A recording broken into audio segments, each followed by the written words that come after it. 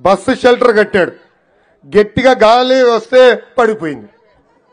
మూడోది floating bridge అంట, floating bridge కట్టాడు, వారంలో రెండు సార్లు పోయింది అది. ఇప్పుడు ఏకంగా విశాఖపట్నానికి పరిశ్రమలు తీసుకొస్తాను, నాకు విజన్ ఉందని చెప్పే పరిస్థితి ఈరోజు చూస్తున్నాం. కానీ జగన్ ఒక దరిద్రపు పాదం అండి, దరిద్రపు పాదం. విశాఖపట్నానికి నేను వస్తానంటే ఏకంగా ఎల్జీ పాలిమర్లో గ్యాస్ లీక్ అయిపోయింది. రెండోసారి వస్తానంటే అక్కడ ఉన్న ఫ్యాక్టరీ రియాక్టర్లు పేలిపోయినాయి. నిన్నగాక మొన్న వెళ్లే ముందల ఒకరోజు ముందల బైజూస్ సెంటర్ తగలబడిపోయింది. అంత దరిద్రపు పాదం ఈ జగన్. ఏకంగా ఉత్తరాంధ్ర నుంచే ప్రమాణ స్వీకారం చేస్తానని చెప్పాడు. ఉత్తరాంధ్ర ప్రజలు ఇప్పుడు సిద్ధంగా ఉన్నారు జగన్ కి అంతిమ యాత్ర ఇచ్చేదానికని ఈ సభాముఖం మీకు తెలుపుతున్నాం.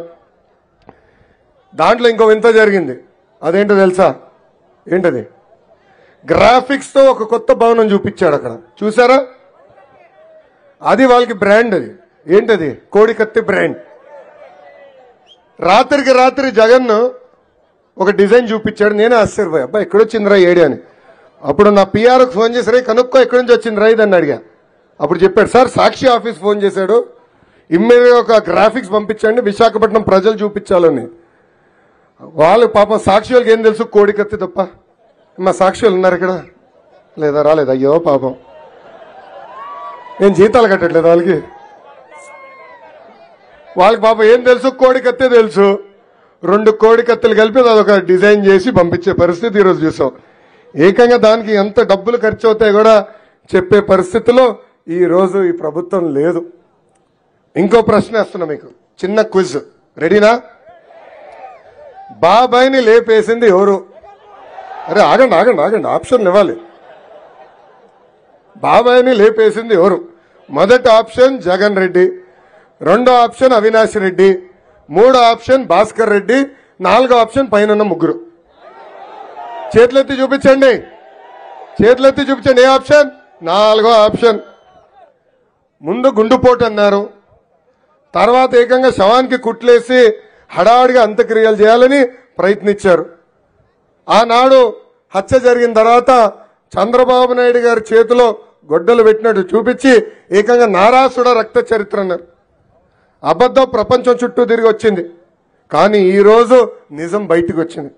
సొంత చెల్లి సునీత గారు ఈరోజు బయటకు వచ్చి నిజాలు మొత్తం ప్రపంచానికి చెప్పే పరిస్థితి. హంతకులు పాలకులయ్యారని ఆమె చెప్పింది.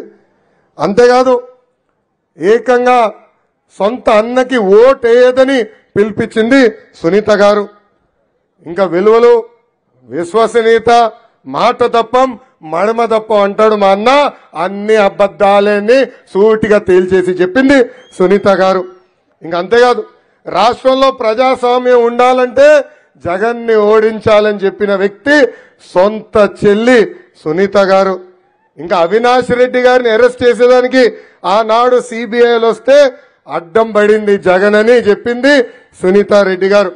ఈ అన్నిటికీ సమాధానం నువ్వు చెప్పగలుగుతావా అని సూటిగా ఈ సభాముఖంగా జగన్ని నేను ప్రశ్నిస్తున్నా. సునీతమ్మ అడిగింది, ఆమెకు న్యాయం జరగాలని కోరింది. వాళ్ళ తండ్రిని చంపేసే వాళ్ళ పైన దర్యాప్తు చేయాలి, జైలుకి పంపించాలని కోరింది. ఆ అమ్మకి నేను హామీ ఇస్తున్నా, 2 నెలలు ఓపిక పట్టు తల్లి, మా ప్రభుత్వం వస్తుంది, తప్పనిసరిగా మీకు న్యాయం చేసే బాధ్యత నేను తీసుకుంటా. ఇక్కడున్న తల్లిలు ఆలోచించాలా. సొంత తల్లి చెల్లిని మెడబట్టి బయటికి గెంటేశాడు జగన్. సొంత తల్లికి చెల్లికి న్యాయం చేయలేని వ్యక్తి మనకి న్యాయం చేస్తాడా అని ఒక్కసారి ఆలోచించమని ఈ సభాముఖంగా కోరుతున్నాం. ఇంకా ఈ సైకో జగన్ ఒక అద్భుతమైన కటింగ్ ఫిట్టింగ్ మాస్టర్. ఏంటది? Cutting fitting master. ఆయనకి 2 బటన్లు ఉంటాయి. బల్ల పైన మనకు కంపడే బొలుగు బటన్, బల్ల కింద ఒక ఎర్ర బటన్.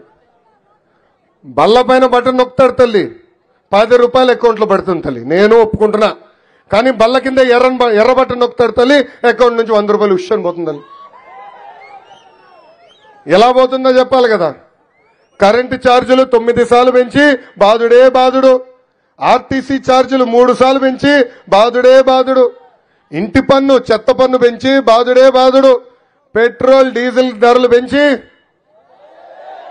పెట్రోల్ డీజిల్ గ్యాస్ ధర పెంచి క్వార్టర్ బాటిల్ ధరలు పెంచి ఇంటి పన్ను చెత్త పన్ను పెంచి ఇంకా కటింగ్ మాస్టర్ అన్న కదా చెప్పాలి కదా మళ్ళీ అన్న క్యాంటీన్ కట్, పెళ్లి కానుక కట్, పండగ కానుక కట్, చంద్రన్న బీమా కట్, డ్రిప్ ఇరిగేషన్ కట్, 6 లక్షల వృద్ధులకి పెన్షన్ కట్, ఇట్లా చెప్పుకుంటా పోతే